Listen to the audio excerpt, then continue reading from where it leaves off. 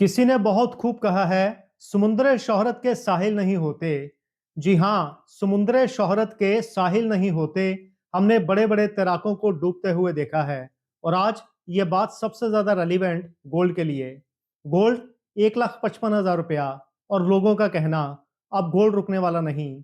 Safe asset, central banks की buying, war हो या क्राइसिस, गोल्ड ही जीतेगा। नेक्स्ट टारगेट 2 लाख रुपया। लेकिन हिस्ट्री कुछ और ही कहती है। अगर मैं आपसे कहूं कि हिस्टोरिकल डेटा और the current indicators they are suggesting कि गोल्ड प्राइस में 35 से 40% तक का करेक्शन आ सकता है और प्राइस 95,000 तक के लेवल को टेस्ट कर सकते हैं। ये कोई गारंटी नहीं, बट एक स्ट्रॉन्ग पॉसिबिलिटी जरूर है। तो क्या आप बिलीव करेंगे? हिस्ट्री गवाह है, जो चीज पैराबोलिक जाती है उसका गिरना उतना ही दर्दनाक। आज हम इमोशंस को साइड पर रख के सिर्फ डेटा पे बात करेंगे। आज हम देखेंगे वो 6 बड़े रीजंस जो गोल्ड का सुपर साइकिल खत्म कर सकते हैं। आज इस वीडियो में मैं आपको एग्जैक्ट रीजंस दिखाऊंगा which signals are against the gold, कैसे एक सेफ एसेट एक बिगेस्ट ट्रैप बन सकता है और अगर क्रैश आया तो स्मार्ट इन्वेस्टर क्या करेंगे। मैं हूं Vishal Takyar, your guide in the journey from confusion to clarity in the world of investment. अगर अभी तक आपने ये चैनल सब्सक्राइब नहीं किया तो रेगुलर वीडियोस पाने के लिए सब्सक्राइब करें। कमेंट बॉक्स में फीडबैक जरूर दीजिएगा। This video is for education and information purpose only.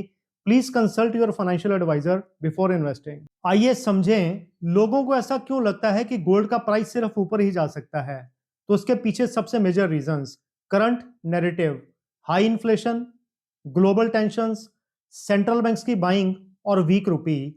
इसलिए लोगों का बिलीफ गोल्ड मतलब गारंटेड सेफ्टी। लेकिन रियलिटी, मार्केट कभी कॉन्सेंसस को रिवॉर्ड नहीं करती। अब एक इंपॉर्टेंट कंसेप्ट समझें, पैराबोलिक मूव। 2025 में गोल्ड ने 100% से ज्यादा रिटर्न दिया।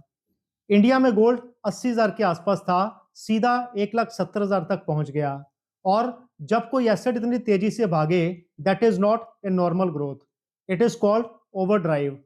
और मार्केट्स में ओवरड्राइव का एंड अक्सर करेक्शन। फाइनेंस की लैंग्वेज में this is called overboard zone, मतलब प्राइसेस फंडामेंटल से ज्यादा स्पीड से ऊपर चले गए। हिस्ट्री उठा के देखिए, it is not happening for the first time. 1980 में भी गोल्ड प्राइसेस ने एक ऐसा ही स्पाइक दिखाया और लोगों को लगा गोल्ड कभी नहीं गिरेगा। लेकिन उस पीक के बाद गोल्ड लगभग 65% तक करेक्ट कर गया और अगले 20 साल तक कोई मीनिंगफुल रिटर्न नहीं आया। जरा सोचिए, 20 साल। फिर आता है 2011, ग्लोबल क्राइसिस के बाद गोल्ड ने $1,900 का हाई बनाया और लोगों का फिर वही narrative, gold is the only future. लेकिन उस पीक के बाद अगले 4 साल तक गोल्ड ने $1,000 तक का लो बनाया, लगभग 40 से 45% तक का करेक्शन। तो हिस्ट्री एक सिंपल पैटर्न बड़ा क्लियरली दिखाती है, when ever there is a parabolic move in any asset, correction का रिस्क सबसे ज्यादा। तो सवाल यह है कि अगर गोल्ड पैराबोलिक फेज में है तो क्या हिस्ट्री रिपीट करेगी? क्या गोल्ड 1,55,000 से 95,000 तक आ सकता है?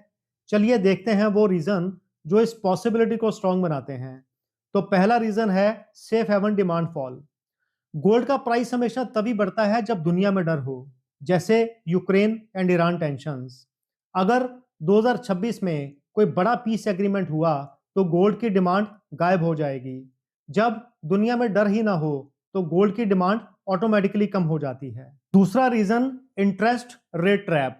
अगर इन्फ्लेशन कंट्रोल करने के लिए यूएस फेड ने रेट्स को ऊंचा रखा तो लोग गोल्ड को बेचकर बॉन्ड्स में पैसा लगाएंगे, क्योंकि बॉन्ड्स इंटरेस्ट देते हैं, गोल्ड नहीं। हिस्ट्री गवाह है, 2011 में भी यही हुआ और अगर सिमिलर साइकिल रिपीट हुआ, there will be immense pressure on the gold. तीसरा reason strong US dollar. Gold का सबसे बड़ा दुश्मन स्ट्रॉन्ग यूएस डॉलर। जब डॉलर स्ट्रॉन्ग हो, the global capital flows into US assets, bonds they become attractive and stock market rallies, और सोने से पैसा निकलता है। अब अगर यूएस इकोनॉमी स्ट्रांग रही, एआई बूम कंटिन्यू रहा और ग्लोबल फ्लोज यूएस में हुए, तो eventually the US dollar will become strong and there will be enormous pressure on the gold. चौथा रीजन सेंट्रल बैंक्स बाइंग में स्लो। अभी तक गोल्ड का सबसे बड़ा सपोर्ट सेंट्रल बैंक्स की बाइंग लेकिन क्या ये फॉरएवर चलेगा? अगर जियोपॉलिटिक्स शांत हो गया तो? अगर रिजर्व्स डाइवर्सिफाई हो गए और अगर सेंट्रल बैंक्स को लिक्विडिटी की जरूरत पड़ गई तो गोल्ड का बाइंग स्लो हो जाएगा और प्राइस क्रैश। पांचवा reason, Russia accepting dollar again.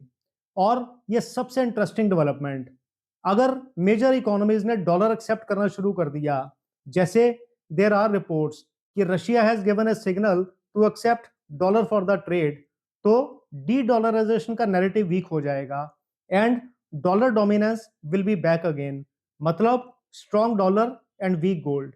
छठा रीजन, एक्सट्रीमली बुलिश सेंटीमेंट। आज सोशल मीडिया देखिए, हर जगह एक ही narrative, gold is the future, gold कभी नहीं गिरता, all is gold, and these are very scary signs. हर एक asset it moves in the cycles, euphoria, peak, then correction.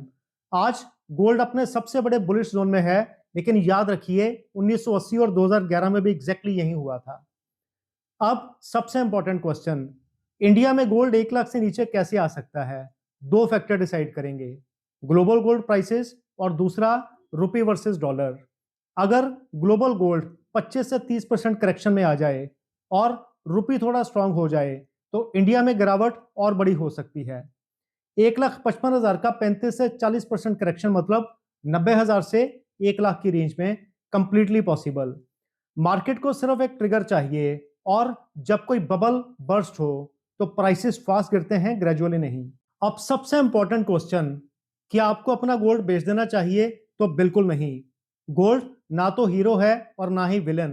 Gold एक इंश्योरेंस है, लेकिन इंश्योरेंस को इन्वेस्टमेंट समझकर फियर ऑफ मिसिंग आउट के चक्कर में आकर अपनी सारी सेविंग्स हाई लेवल पे इन्वेस्ट करना, यह सबसे बड़ी गलती हो सकती है।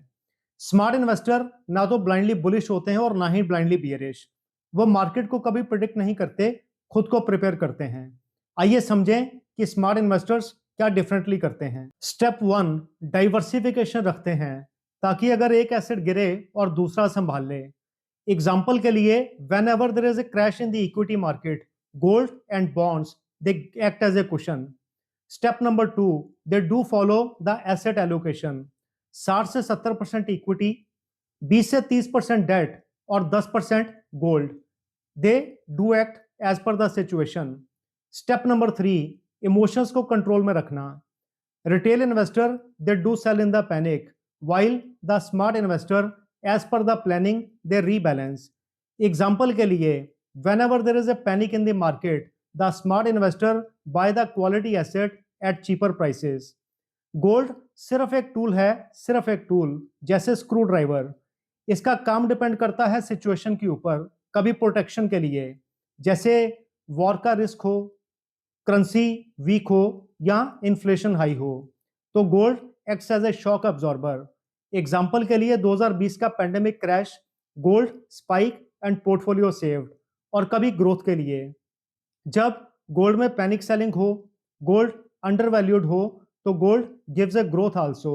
एग्जांपल के लिए 2008 के बाद multi year rally in the gold. अगर गोल्ड ऑलरेडी आपके पोर्टफोलियो में है तो एक स्ट्रेटजी जरूर रखिए। कभी कभी प्रॉफिट बुक करना भी बड़ा जरूरी है। फ्रेश इन्वेस्टमेंट हमेशा स्कैटर्ड वे में कीजिए और अपने ओवरऑल पोर्टफोलियो का 10 से 15% से ज्यादा गोल्ड में मत रखिए। मार्केट पे विश्वास रखिए, पर आंखें बंद करके नहीं। सवाल ये नहीं कि क्या गोल्ड गिर सकता है, सवाल ये है कि अगर गोल्ड गिरा तो क्या आप प्रिपेयर्ड हैं? याद रखिएगा, मार्केट कभी सर्टेनिटी से नहीं चलती, मार्केट हमेशा प्रोबेबिलिटी से चलती है। और जो इन्वेस्टर प्रोबेबिलिटी को समझ गया, he is a winner in the long run. I am sure you will definitely like this video. Comment box में फीडबैक जरूर दीजिएगा। Thank you so much.